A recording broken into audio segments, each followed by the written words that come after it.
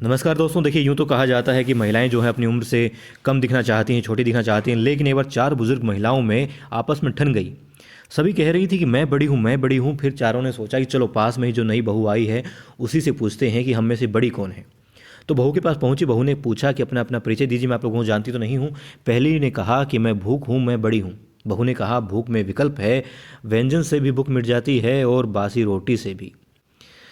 दूसरी ने कहा कि मैं प्यास हूँ और मैं बड़ी हूँ। बहू ने कहा कि प्यास में भी विकल्प हैं, प्यास गंगा जल और मधुर रस से भी शांत हो सकती है और वक्त पर तालाब का गंदा पानी पीने से भी प्यास बुझ जाती है।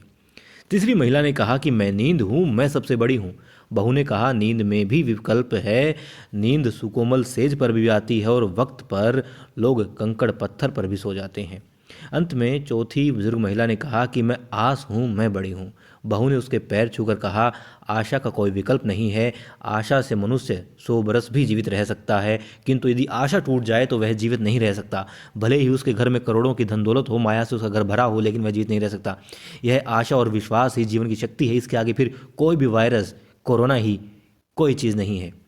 संकट जरूर है, वैश्विक भी है, लेकिन इस विषय में सोचने की बात यह है कि ये समय भी बीत जाएगा और इस विश्व से अमृत निकलेगा। निश्चित ही मनुष्य विजयी होगा और मानवता जीतेगी।